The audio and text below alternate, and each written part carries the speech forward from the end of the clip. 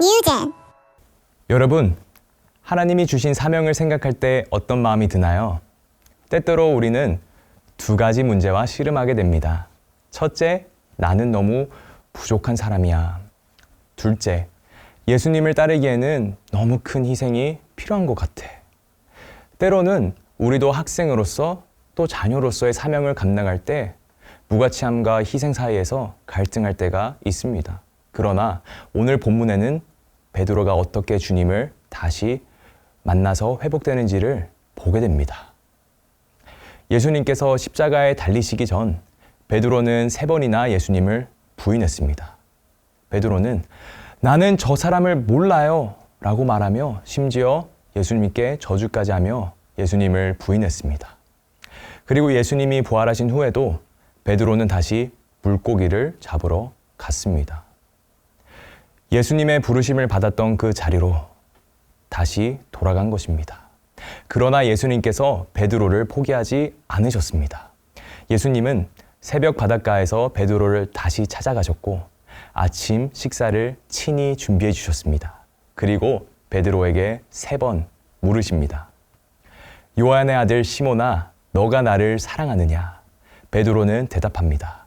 주님, 그러하나이다. 내가 주님을 사랑하는 줄 주님께서 아십니다. 예수님은 베드로에게 내 양을 먹이라 말씀하시며 사명을 다시 주십니다. 베드로는 비록 실수했지만 예수님은 그를 다시 회복시키셨습니다. 사랑하는 여러분, 베드로는 예수님을 3번 부인했지만 예수님은 그를 3번 사랑한다고 고백하게 하셨습니다. 우리도 베드로처럼 넘어질 때가 있습니다. 내가 부족해서, 내가 연약해서, 내가 너무 큰 실수를 해서 주님을 따를 자격이 없어 라며 스스로를 죄책감에 사로잡히게 할 수 있습니다. 하지만 예수님은 실패한 베드로를 다시 부르셨습니다. 그리곤 이렇게 말씀하십니다. 나를 따르라. 우리도 주님의 용서와 회복을 확신해야 합니다. 우리의 사명은 우리의 완벽함이 아니라 주님의 은혜 위에 세워지는 것이기 때문입니다. 베드로는 회복되었지만 여전히 궁금한 것이 있었습니다. 그는 예수님께 질문합니다. 주님, 저 요한은 어떻게 될까요? 그러자 예수님은 이렇게 말씀하십니다. 너에게 무슨 상관이냐? 너는 나를 따르라. 우리는 종종 다른 사람과 비교하면서 낙심할 때가 있습니다. 저 사람은 왜 저렇게 축복을 받을까? 나는 왜 이렇게 어려운 길을 가야 할까? 그러나 예수님은 우리에게만 주어진 길이 있고 각자의 부르심이 다름을 말씀하십니다. 우리에게 필요한 것은 비교가 아니라 예수님께 집중하는 것입니다. 예수님은 우리에게 말씀하십니다. 너가 다른 사람을 어떻게 생각하든 그것은 중요하지 않다. 너가 해야 할 일은 단 하나, 나를 따르는 것이다. 베드로는 결국 예수님을 위해 자신의 목숨을 바쳤습니다. 그러나 그 희생은 절망이 아니라 영광의 길이었습니다.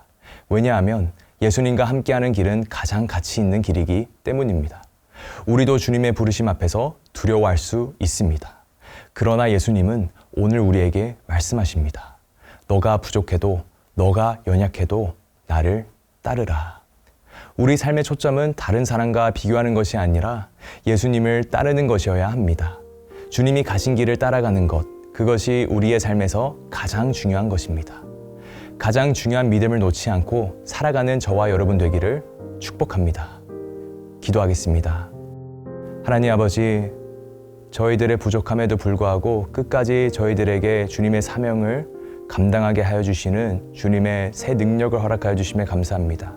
저희들의 연약함 가운데 주님의 크신 은혜를 더하여 주셔서 저희들의 힘이 아닌 주님의 능력으로 말미암아 저희들이 온전히 살아가는 주님의 참된 제자 될 수 있도록 인도하여 주세요. 예수님의 이름으로 기도합니다. 아멘.